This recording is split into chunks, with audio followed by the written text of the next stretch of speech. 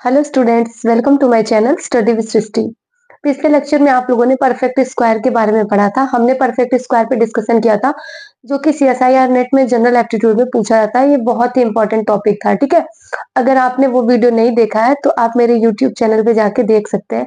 वहां पर आपको जनरल एप्टीट्यूड के सारे वीडियो मिल जाएंगे, ठीक। आज के लेक्चर में हम प्राइम नंबर सीक्वेंस पे डिस्कस करने जा रहे हैं। ये भी जनरल एप्टीट्यूड का ही क्वेश्चन है। तो पहले हम डेफिनेशन देख लेंगे, उसके बाद से हम क्वेश्चन पे डिस्कस करेंगे, ठीक है।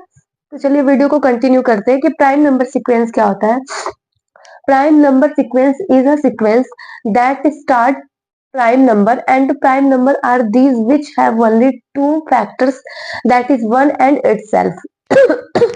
प्राइम नंबर सीक्वेंस क्या होता है? प्राइम नंबर सीक्वेंस एक ऐसा सीक्वेंस होता है जो कि प्राइम नंबर से स्टार्ट होता है, ठीक है, और जिसके सिर्फ टू फैक्टर होते हैं। एक तो वन होता है और दूसरा वो खुद ही होता है, ठीक है।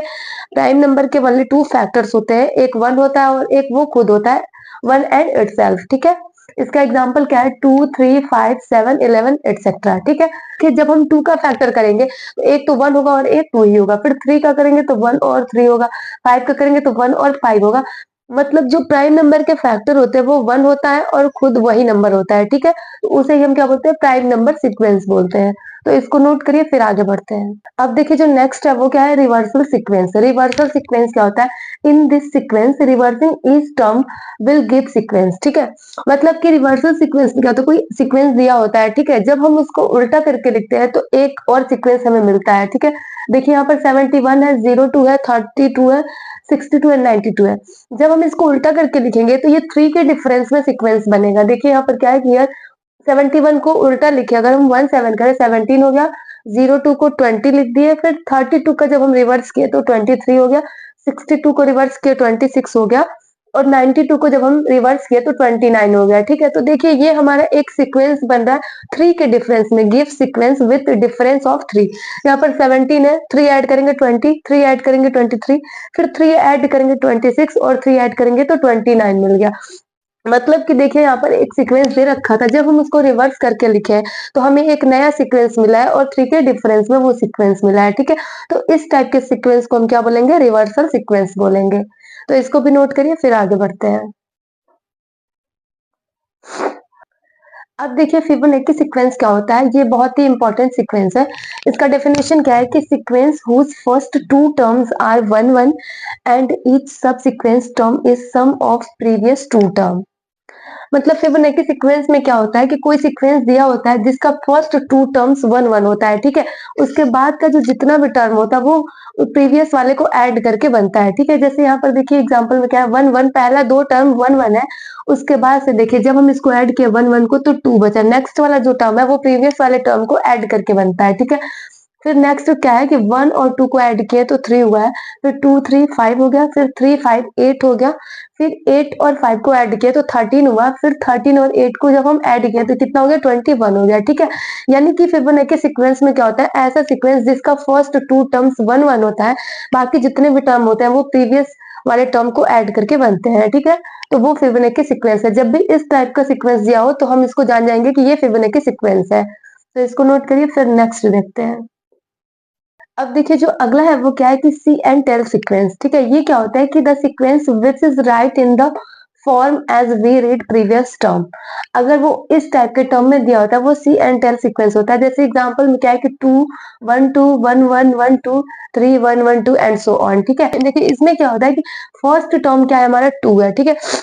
अब हमें ये देखना होता है कि टू यहाँ पर कितने टाइम दे रखा है, तो टू यहाँ पर वन टाइम दे रखा है, तो नेक्स्ट जो टर्म होगा वो इसी के अकॉर्डिंग होगा, वन टाइम टू, ठीक है। अब देखिए यहाँ पर क्या है? वन वन टाइम है, टू वन टाइम है, तो यहाँ पर क्या लिखा है? वन वन टाइम और वन कितना है और टू कितना है? One time. देखिए यहाँ पर वन कितने टाइम में? वन टाइम है, तो लिखेंगे वन वन टाइम, ठीक है। फिर टू कितना टाइम है? वन टाइम है, तो वन टाइम टू, ठीक।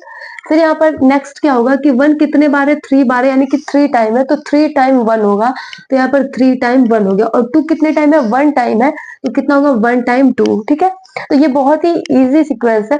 मतलब यहाँ पर जो पहला वाला टर्म है उसी के अकॉर्डिंग अगला टर्म हमारा बनते जाता है। मतलब हमें इसको देखना रहता है और समझना रहता है। यहाँ पर टू वन टाइम है तो one time two, one one time है तो one time one, two one time है तो वन टाइम टू।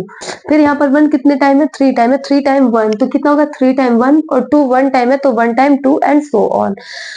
तो ये हो गया हमारा सी एंड टेल सीक्वेंस, ठीक है। इसको भी नोट करिए, फिर आगे देखते हैं। अब देखिए जो इसमें क्वेश्चन है वो CSIR नेट में दिसंबर 2012 में पूछा है, 2012 में ये पूछा है। क्या है कि what is the next number in see and tell sequence.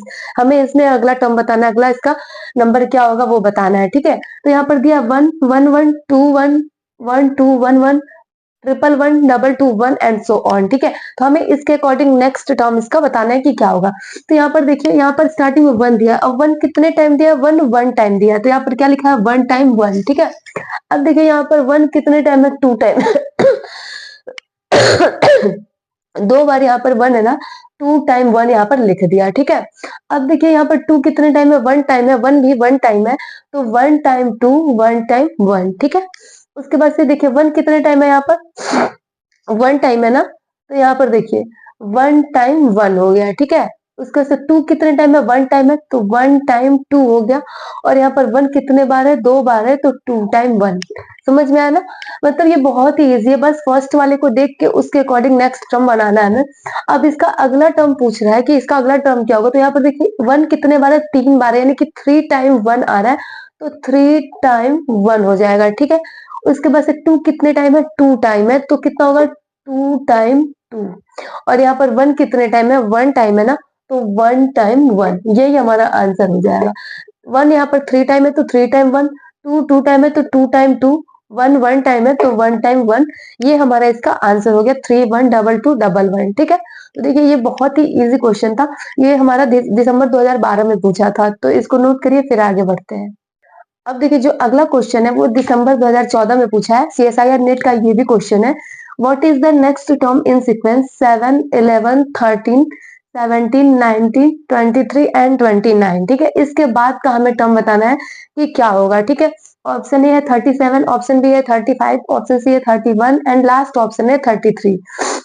तो यहाँ पर देखिए जो ये हमारा सीक्वेंस दे रखा है, ये सारा का सारा इसमें प्राइम नंबर है, ठीक है। 7 भी प्राइम है, 11 भी प्राइम है, ये सारा प्राइम नंबर ही है, ठीक है। तो हम सीधे सीधे देख सकते हैं कि 29 के बाद वाला जो प्राइम नंबर होगा, जस्ट बाद वाला, वो कितना होगा, 31 होगा।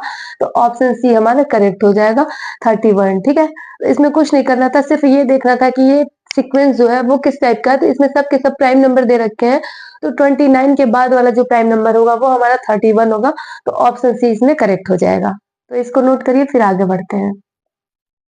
अब देखिए जो नेक्स्ट क्वेश्चन है वो जून 2014 में पूछा है कि find missing number in sequence 61 52 63 94 18 001 121, ठीक है। हमें इसके बीच का मिसिंग नंबर फाइंड करना है कि कौन सा होगा, ठीक। तो देखिए ये हमारा रिवर्सल सीक्वेंस है, ठीक है। इसको जब हम रिवर्स करके लिखेंगे तो देखते हैं कि किस टाइप का सीक्वेंस बनता है। ये 16 हो गया, ये 25 हो गया, ये 36 हो गया, ये 49 हो गया, और ये बीच का गैप है 81 हो गया, 100 हो गया, 121 हो गया, ठीक है। अब देखिए ये किसका स्क्वायर है, 4 का स्क्वायर है 16, ये 5 का स्क्वायर, ये 6 का स्क्वायर, ये 7 का स्क्वायर, तो नेक्स्ट हमारा 8 का स्क्वायर बनेगा ना। 8 का स्क्वायर कितना होगा, 64 होगा, ठीक है। ये 9 का स्क्वायर, 10 का स्क्वायर, और ये 11 का स्क्वायर, ठीक है। तो ये देखिए हमारा 64 हो गया, ठीक। तो जब हम 64 को उल्टा करके लिखेंगे तो 46 होगा, मतलब इस टर्म में जब लिखेंगे तो ये हमारा 46 होगा। तो जो हमारा मिसिंग नंबर होगा वो 46 होगा, ऑप्शन ए करेक्ट हो जाएगा, ठीक है। तो ये हमारा रिवर्सल सीक्वेंस था, ठीक है। इसको नोट करिए। तो आई होप आप लोग को समझ में आ गया होगा कि कैसे हम चेक करते हैं कि कौन सा सीक्वेंस किस टाइप का है और कैसे हम सॉल्व करते हैं, ठीक है।